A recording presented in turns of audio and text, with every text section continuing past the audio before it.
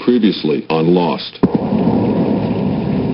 Kate's like, where are you going? He's like, I'm going to map the island, and I should not have tortured Sawyer because I vowed never to do that again. And so he's like gonna go off and see what there is to see. This is Lost Part 8. Excuse me, Lost Part 8. It's an episode dedicated to Saeed, and the title of the episode is Solitary.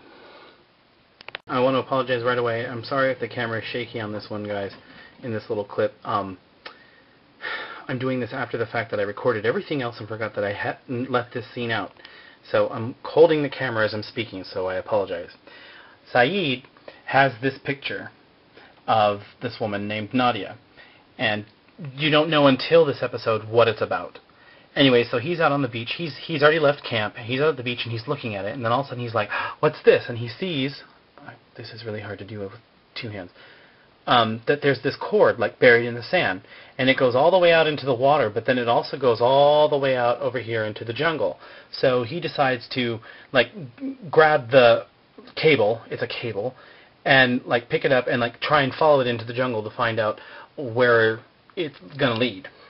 So he goes out into the jungle following the cable, and he's not sure what he's going to find, but he comes across this like little like tripwire that someone like set up, and he steps over it, and lo and behold, over here there's like a trap net, and he comes and steps on it and then ends up like suspended upside down from a vine.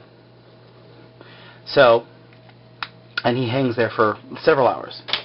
Okay, back at the caves, Hurley is telling Jack, dude, like, we gotta have something to do and like have fun because people are going stir crazy and waiting for like the next bad thing to happen.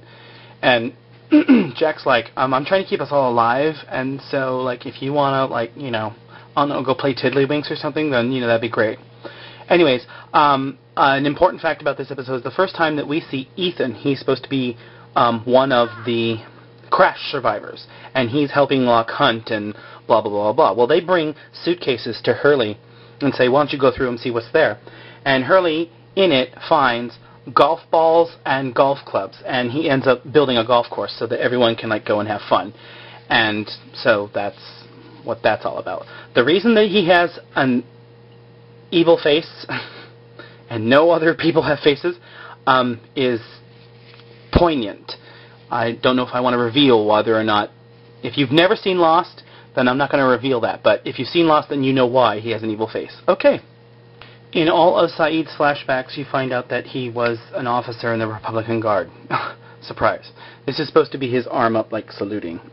One of the duties that he has in one of the flashbacks is they bring in this prisoner of sorts. There was a bombing or something, and somehow this woman was involved, and her name is Nadia, and you find out that they know each other from like childhood, and she's like, torture me, Saeed, if you have to, because I'm not going to tell you anything. My hair is longer and beautiful than yours, and so whatever. And he's like, Nadia, if you don't tell me, then I will have to hurt you. And she's like, promises, promises, Saeed. Okay, back in real time in the real world, Saeed is been captured and is chained to this like bed. That's really weird looking, but it's supposed to be, like, this is supposed to be the footboard. Maybe that's not supposed to be so high. And he's, like, chained to this bed. And the French woman, who was in the distress call, her name is Danielle, and she's got, like, the bed hooked up to, like, a big-ass frickin' battery or something. And she's like, where is Alex? Where is Alex? And he's like, I don't know what you're talking about. And she's like, okay, fry.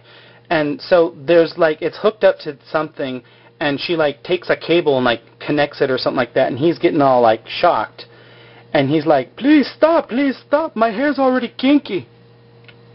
Anyways, he tells her that he was in a plane crash, and she doesn't believe him, and she's like, you know, where are the others that were with you on the plane? And he's like, they're back at camp, and she's like, why did you leave them? He's like, because I couldn't stand the redneck, sorry. I didn't do Saeed's voice very well there. Anyways, she's like, well, I've been here all alone. He's like, you've been alone for 16 years. She's like, has it really been that long? All I have to keep me company is my music box, and it's broken. He's like, I could fix it for you, Danielle. She's like, I'd really rather not have you touch my box, thank you. Well, she drugs him, and then he wakes up and he's chained to a chair. Everything is brown. I probably should have distinguished. And he's fixing her music box. And she's like, after everything I've done to you, why did you offer to fix my music box? He's like, well, because maybe then that way you'll, let me go, you crazy bitch. Anyways, he finds out that she was on a science vessel, or the boat that she was on crashed here, and there were a bunch of people with her.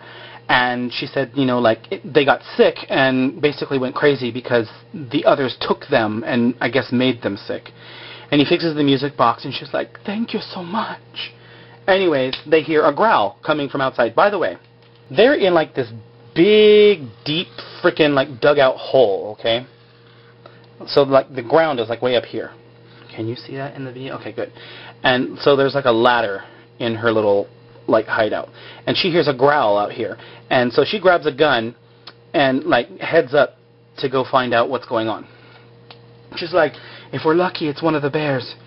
Danielle goes out, and with one of the tools that he fixed the music box with, he like picks the locks that are in his chains, and there's a bunch of papers and maps and whatever, and like, the gear that he came with. So he packs it all up into his little backpack, which has straps on it. That looks like I don't know. Anyways, and then he goes out into the jungle.